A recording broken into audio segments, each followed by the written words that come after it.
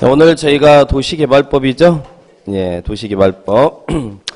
예, 페이지 210페이지네요. 210페이지. 예, 도시개발법.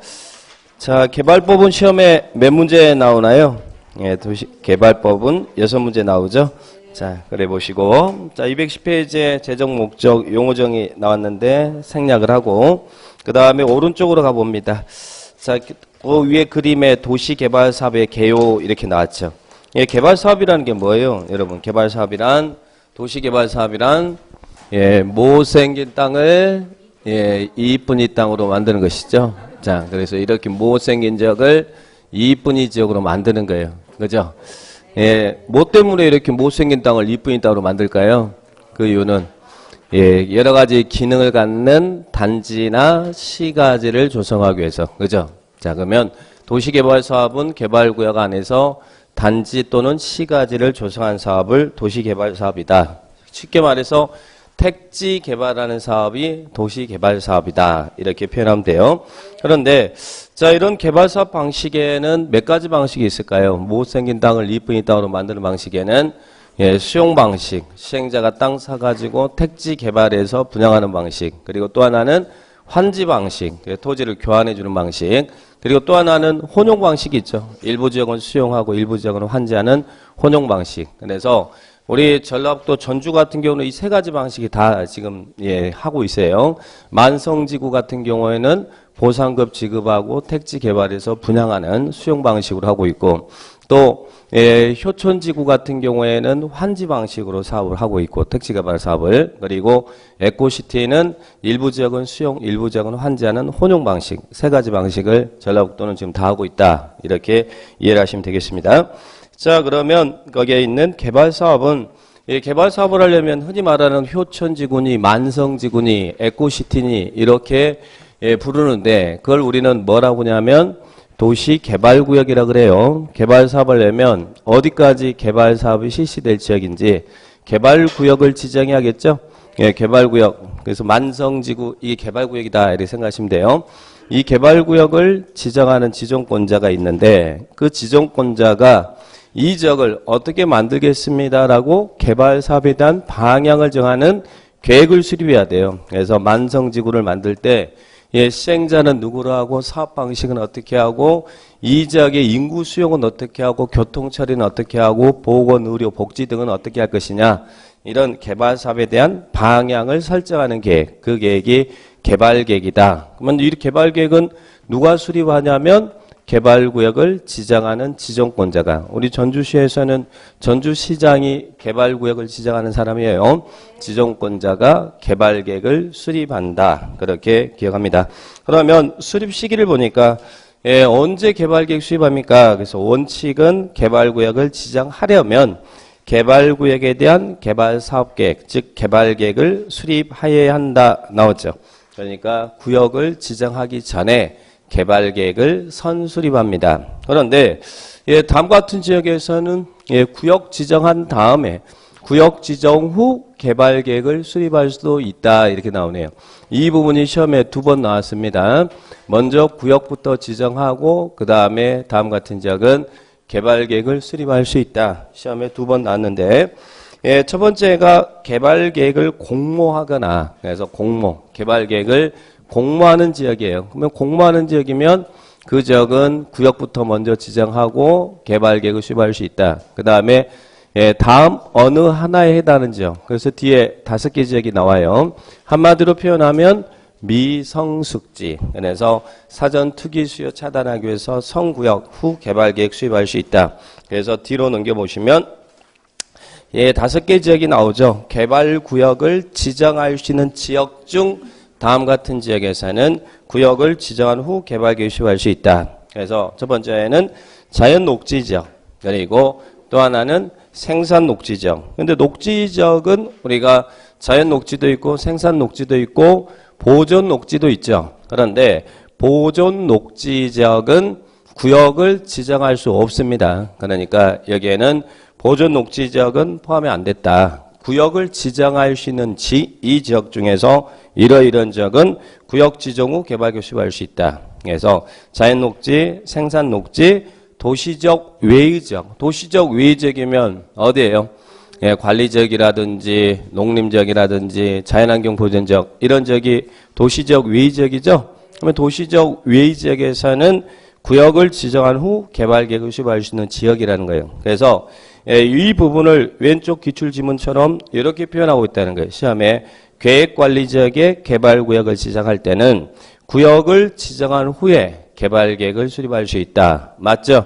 왜냐하면 계획관리지역은 도시적 외의지역이니까. 우리가 도시적 외의지역이다 그러면 관리지역이 있는데 관리지역은 계획관리도 있고 생산관리도 있고 보존관리도 있죠. 그러니까 시험에 꼭 도시적 외의지역 이렇게만 외워놨다가 뭐 생산관리적, 보존관리적 이런 거 나오더라도 예, 그 부분은 답을 찾을 수 있어야 돼요. 그 지역이 다 도시적 외의지역이니까 이런 지역은 구역 지정 후 개발계획을 수립할 수 있는 지역이다. 그 다음에 네 번째는 예, 국장이 국가균형 발전을 위해서 관중과 협의하여 지정한 지역.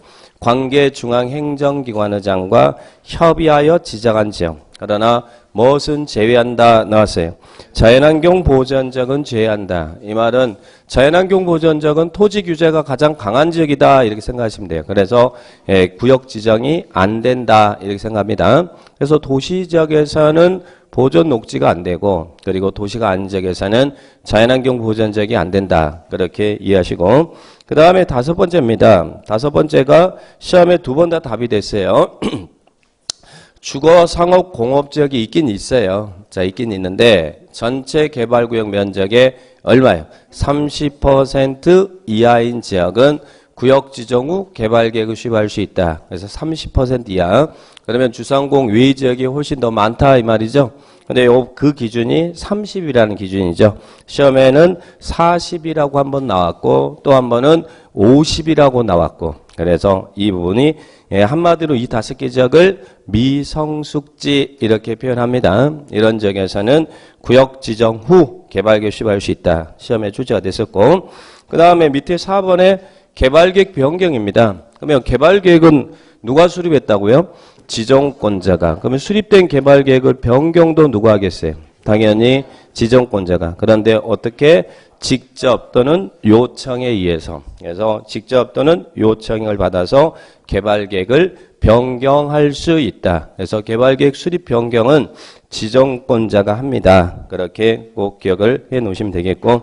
그 다음에 이 개발계획을 수립하는데 우리 개발사 방식에는 이 수용 방식도 있고 환지 방식도 있고 그런다고 그랬죠. 근데 환지 방식으로 이 지문이 또 잘 나왔어요. 환지 방식으로 개발계획을 수립할 때는 원칙은 동의를 얻어야만 된다 이 말이죠. 동의를 얻지 않으면 환지 방식에 의한 개발계획은 수립할 수 없다는 이야기예요. 수용 방식은 동의가 필요하지 않고 지정권자가 개발계획을 수립하는데 환지 방식에 의한 개발계획 수립할 때는 요만큼의 동의를 얻어라. 그래서 동의를 보니까 그 대상구역 토지 면적 얼마예요? 면적. 자, 면적 효천지구다. 그러면 그 대상구역의 토지 면적 3분의 2 이상의 소유자의 동의와 그리고 또 토지 소유자 총수 2분의 1 이상. 그러니까 당해적 주민이 동의를 해줘야만 환지 방식에 한 개발 사업을 할 수 있다. 이 말이에요. 환지 방식에 한 개발계획 수립할 때는 동의를 얻어서 해라. 이 규정 기억합니다. 그런데 요 시험에는 3분의 2분의 1의 동의 이렇게 있는데 예외적으로 다음 같은 경우는 동의를 얻지 않아도 되는 이 동의를 얻지 않은 이 지문도 자주 나오더라는 거죠. 시험에서는 어디에서는 환지 방식에 한 개발계획 수립할 때 동의를 얻지 않아도 되느냐.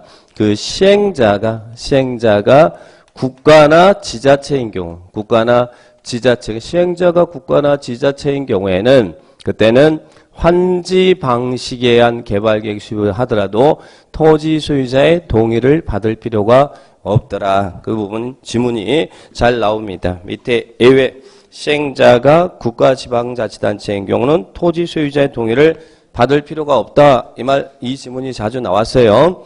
그 다음에 오른쪽 3번에는 조합이 시행자인 경우 특례 이렇게 나왔는데 이 조합이 전부를 환지 방식으로 할 때는 조합이 시행자가 될 수 있는데 이 조합은 조합총회가 있죠.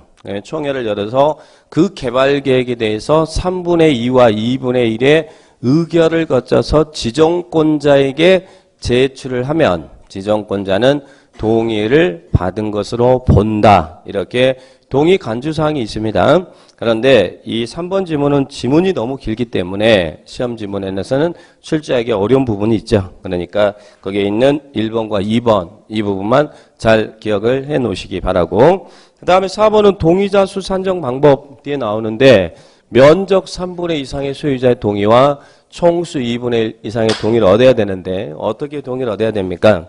이 동의자 수 산정 방법은 자주 시험에 나오는 지문이에요. 그런데 여기서 볼 게 아니라 뒤에서 이제 조합을 설립할 때 좀 이따 거기서도 똑같은 동의를 얻거든요. 그래서 그 조합 설립할 때 말씀을 드릴 테니까 궁금하더라도 좀만 참아주세요. 아셨죠? 자, 그래서 별로 뭐 궁금한 것 같지도 않고 하지만 좀만 참아주시고, 그 다음에 밑에 3번에 개발계획 내용입니다. 자, 개발계획 수립할 때는 다음 사항이 포함돼야 된다. 그래서 내용에서는 내용 파트에서는 두 가지만 기억하면 돼요. 내용이 아닌 거 하나 하고, 그 다음에 다만 13, 14, 15, 16에 해당하는 사항은 구역을 지정한 후에 개발계획에 포함할 수 있다. 그러니까 13, 14, 15, 16에 관한 사항은 구역을 지정한 후에 개발계획 내용에 포함할 수 있다. 저기는 구역 지정 후 개발계획을 수립할 수 있는 지역, 여기는 구역 지정 후 개발계획 내용에 포함할 수 있는 사항 4개 나오죠? 네, 4개 5개 나오면 긴장하라고 그랬어요. 그러면 자, 먼저 개발계획 내용이 뒤로 쭉 넘겨보니까 1번부터 17번까지 쭉 개발계획 내용이 나오는데, 거기 보면 뭐 각종 계획, 수많은 계획이 나옵니다. 그런데 내용이냐, 내용이 아니냐. 개발계획은 누가 수립한다고 그랬어요?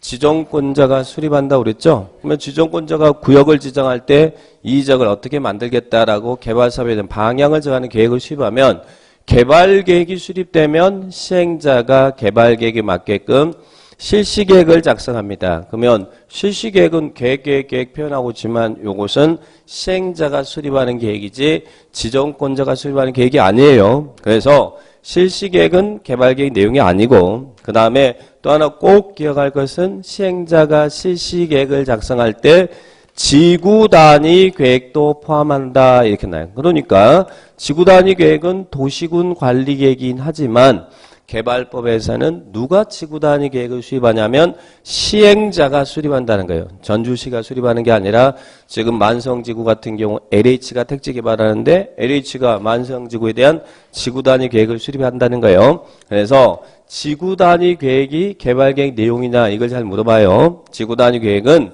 시행자가 실시계획을 작성할 때 지구단위 계획을 포함하니까 이것은 지정권자가 수립하는 개발계획이 아니다. 이렇게 기억하시고, 그 다음에 또 하나는 환지 방식으로 할 때는 환지 처분을 미리 정하는 환지계획을 작성하는데 이 환지계획도 개발계획 내용이 아니죠. 그래서 이 세 가지 계획은 시행자가 수립하는 계획이지 지정권자가 수립하는 계획이 아니다. 그 중에서 특히 지구단위 계획 이 부분을 꼭 잘 기억합니다.